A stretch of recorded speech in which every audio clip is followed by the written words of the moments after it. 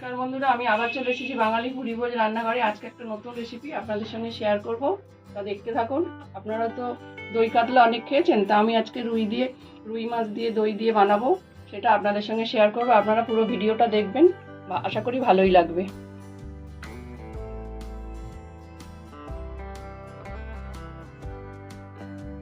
পাঁচশো গ্রাম রুই মাছ আমি নিয়ে নিয়েছি।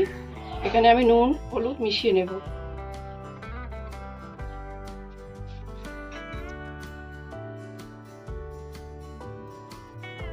মাছগুলো ভালো করে আমার নুন হলুদ মেশানো হয়ে গেছে। এবার মাছগুলো আমি ভেজে নেব।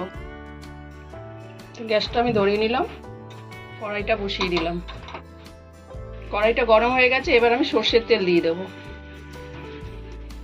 তেলটা ভালো মতো গরম হয়ে গেছে, এবার আমি মাছগুলো ভেজে নেব।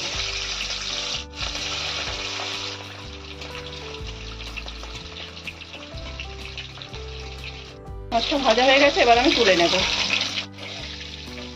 বাকি মাছগুলো আমি এইভাবে ভেজে নেব। আমি এইভাবে ভেজে নিয়েছি।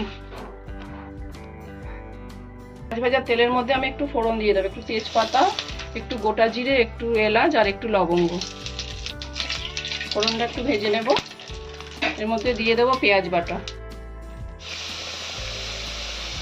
পেঁয়াজটা ততক্ষণ আমি একটুখানি তেলের মধ্যে ভালো করে কষিয়ে নেব। ততক্ষণ আমি আর একটা মশলা বানিয়ে নেব। নিয়ে নেব কতগুলো কাজু, একটু মৌরি আর কয়েকটা কাঁচা লঙ্কা। আমি পেস্ট করে নেব। মশলাটা আমি বেটে নিয়েছি। পেঁয়াজটা কষানো হয়ে গেছে, এখানে আমি দিয়ে দেবো অল্প একটু রসুন বাটা আর একটু আদা বাটা। আর একটু কষিয়ে নেব। আদা রসুনটাও কষানো হয়ে গেছে, এবার বেটে রাখা মশলাটা আমি দিয়ে দেবো। কাজু বাদাম মৌরি আর কাঁচা লঙ্কা বেটে রেখেছিলাম, ওটা আমি দিয়ে দেবো, কষিয়ে নেব। এবার আমি বাটি ধোয়া জলটা দিয়ে দেবো।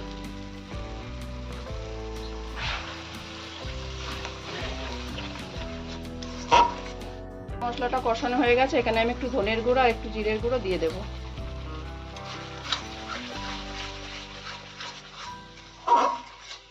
মশলাটা কষানো হয়ে গেছে, এখানে আমি ফাটিয়ে রাখা দইটা দিয়ে দেব।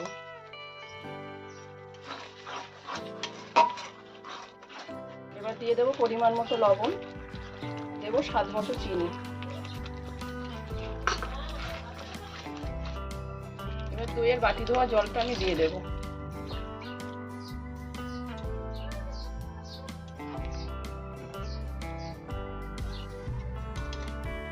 মাছের গ্রেভিটা রেডি হয়ে গেছে, এবার আমি মাছগুলো দিয়ে দেবো।